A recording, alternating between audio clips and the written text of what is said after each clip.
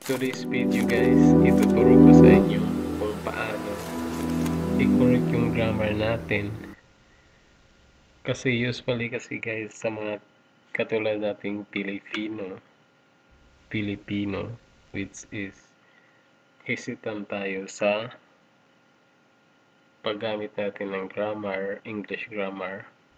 Kaya kung pwede, kukuha tayo ng assistant, English major or yung mga master sa grammar. Di ba?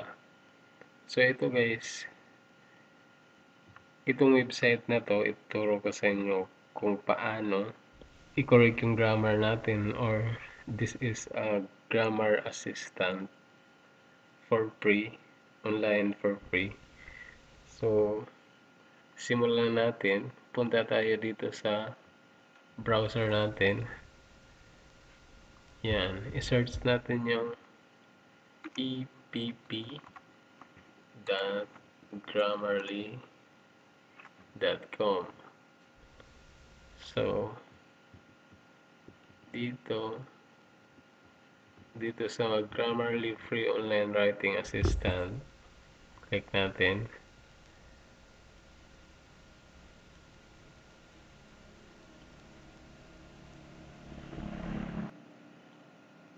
At yan,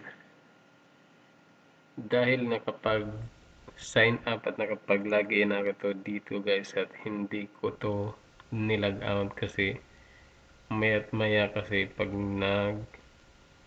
gumagawa ko ng letter, dito ko kinakorek yung grammar, or ito yung ginagawa kong assistant sa grammar ko.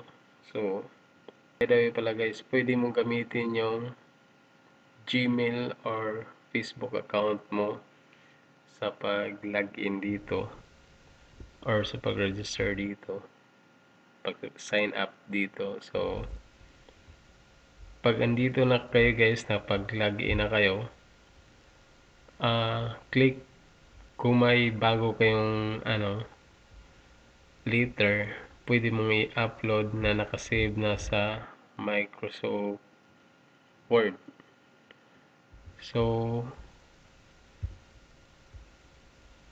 pwede ka rin dito sa new na talagang blank siya. Pwede ka rin mag-upload dito, like for example like that. Pili ka ng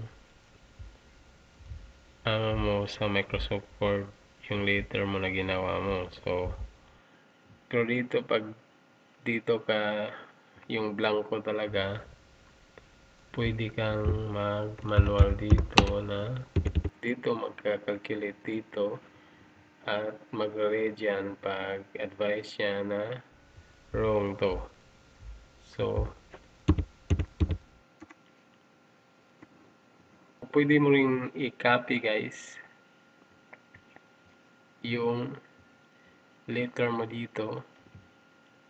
Like for example, mayroon kang letter dito sa Microsoft Word, i-open mo lang yun at i-copy mo at i-paste doon sa website.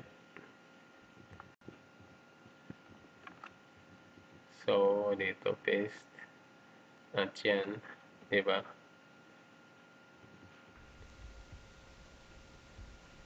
So, halimbawa ganito, magagalit dito.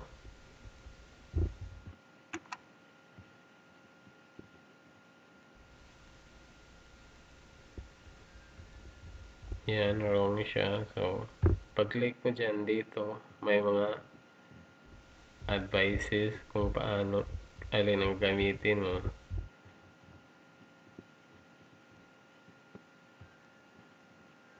So,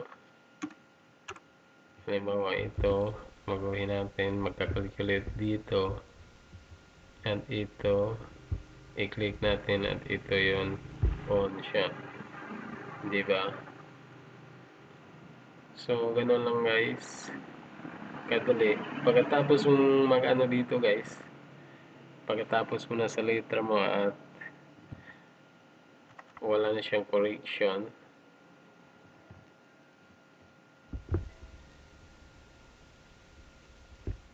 pwede mo siyang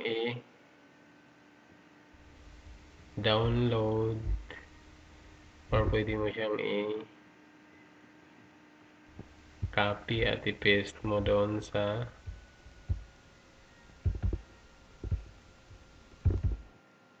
i-paste mo doon siya Microsoft Word.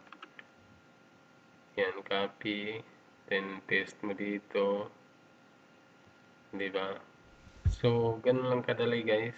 At sana nakatulong to sa inyo para hindi na tayo mahirapan or parang confident na tayo na correct yung grammar natin.